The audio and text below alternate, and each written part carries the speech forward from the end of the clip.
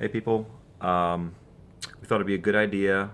Some of the other folks suggested maybe doing a brief rundown of our Bible study. So, after each chapter that we study, we're studying the book of Romans. We just started last night. Michael led us through Romans 1. Really excited about it. I think it's a fantastic book. It's really rich with a lot of things going on. Anyways, my purpose here is just to give a real quick overview of what we talked about last night during a Bible study for people who might not be able to be present or they're traveling or whatever, just to get caught up. We started off. Michael was talking about Paul. So Paul is the author of Romans. Okay, this is a letter of Paul, who is a follower of Jesus, and he was writing this letter to a church that was in the city of Rome. It was far, far away from Judea or wherever Paul was at the time. And so Paul identifies himself as a bondservant of Jesus Christ, called as an apostle. That's one who's sent out to spread the message of Jesus, set apart for the gospel of God. Okay, so that's really Paul's identifying himself as a servant of Jesus, and he's set apart to spread the gospel of God. So gospel means good news. He talks about how that's kind of related historically. It was promised from prophets through Holy Scriptures previously.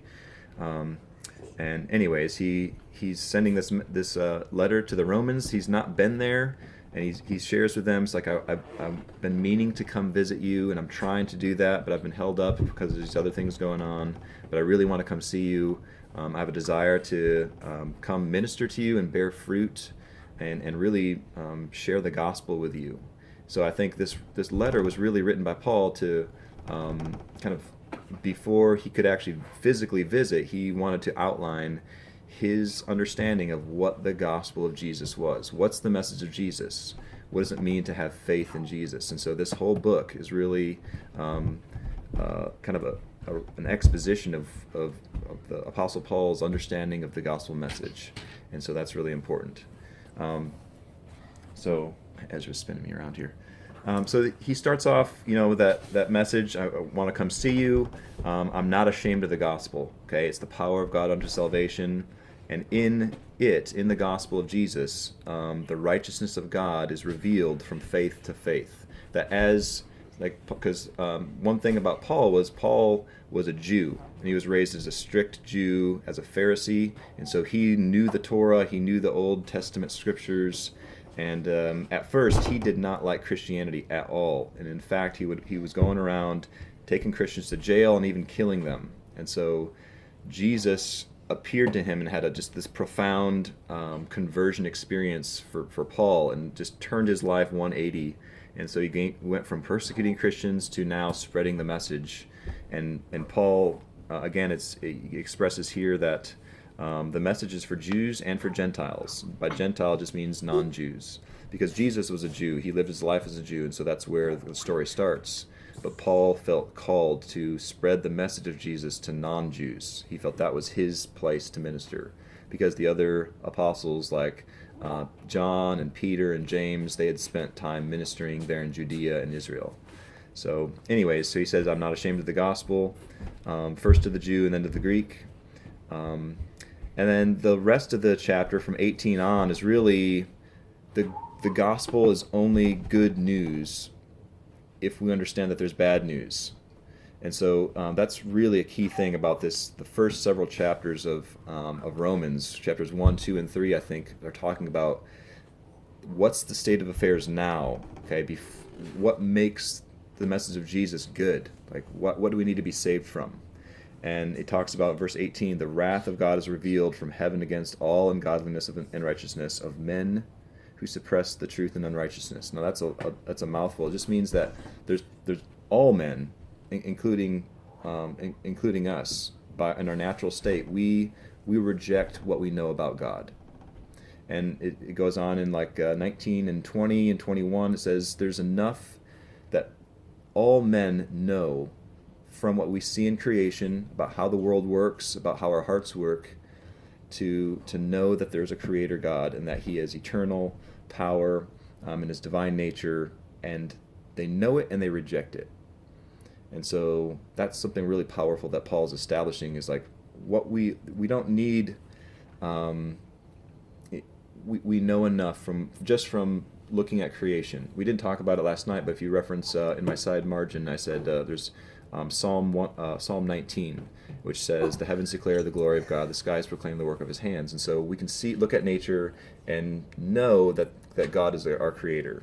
And so from that, men are without excuse. Okay, so we are guilty before Him, and we know enough about Him just from what we can see in creation. And we mentioned how. I think in today's culture, if you go to either high school or college, and there's the pernicious lie of evolution in the sense of molecules to man, that now people think they look at the world and says, oh, this could have just arisen because evolution can produce this type of complexity and diversity. And the idea of molecules to man just arising out of a naturalistic framework doesn't really get questioned. It just says, well, evolution does that, and it's an uncritical acceptance of those things. Now, there's things about evolution and microevolution in specific that I would totally agree with, but the idea that we can get from molecules to man, and from disorder into order, evolution can't explain that. There's no mechanism that can explain that arising, increasing in order and complexity and beauty. And so our culture, has been led astray, and even not acknowledging that God is our Creator. That's a big thing. But Paul says that they know enough. And the rest of the chapter goes into the corrosive effects of sin. That because men naturally, they see something in nature, it's enough for them to know God, and they reject that. That rejection has corrosive effects. Has a corrosive effects on their minds, the way they think. Their minds are darkened and debased and degraded. Their passions are profane. He focuses in on particular sexual sin of homosexuality as just one example of how this gets manifested, and he lists it in a very plain sense way. The way he describes it is men and women rejecting or giving up their natural function, the man for a woman. Now, if you've taken a biology class, you know the natural function of men and women is to produce offspring. And so you know that the sexual relationship there is of a heterosexual nature. And so what Paul is really identifying is through a kind of a biological explanation. He says men and women are rejecting the natural function for each other, and it's men with men have these burning with passion, and women for women. And it's a plain language description of what we would call homosexual romantic relationships, and people that not only have the inclination but actually are pursuing it, and they're rejecting God because of it. And so that's what the text talks about, just as highlighting one issue. Okay, it's not the only issue, because he goes on in verses 29, 30, and 31, and he just has a laundry list of all kinds of things that result because of this corroding effect of sin. And it's just this downward spiral that as soon as you reject God, then our minds, our hearts, our wills, our moral conscience all gets corroded. And he talks about envy, strife, murder, deceit, malice, gossiping, slandering, insolent, arrogant, boastful, disobedient to parents. I mean, that seems kind of a light thing, but in God's mind, family life and the responsibility of kids and their parents that's important to God. It's just a symptom of a heart that rejects God, not without understanding, untrustworthy, unloving, unmerciful, ruthless. Okay, and all they know and so the last verse there is that they know that the laws of God, and that those people. Say hi, buddy. Hi. Okay. Do you see this? I'm almost done. Okay. Although they know the law of God, and they know that because they do these evil things, they're worthy of punishment. And it says they don't care. And not only do they not care, they encourage other people to do wrong too. And so there's a social impact. Okay. So as soon as we begin to be corroded by sin, there's a horizontal relationship or thing that happens that. Sinning emboldens other people to sin. I use the example of when you're on the highway and you're speeding, okay, and someone flies past you much faster. Let's say it's supposed to be 70 miles an hour, and they zip by you like 85 miles an hour.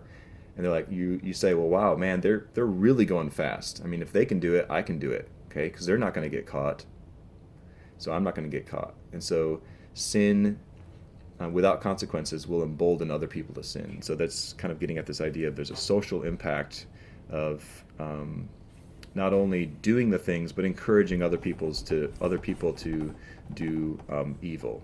So really, that's the kind of overline of the first chapter of Romans. Kind of introduction to Paul, his ministry to the Gentiles, his desire to see the Romans, and kind of opening up with really bad news and frustrating, okay, about the wrath of God is being revealed. Men know enough to be without excuse, and then the corrosive effects of sin, highlighting a specific sexual sin, and then kind of this idea of judgment of how the conscience, the mind, and the passions are affected. So hopefully that'll catch you up, and you'll have what you need to know to go into chapter 2, which is going to be in 2 weeks. Be here at my house, so hope you can come.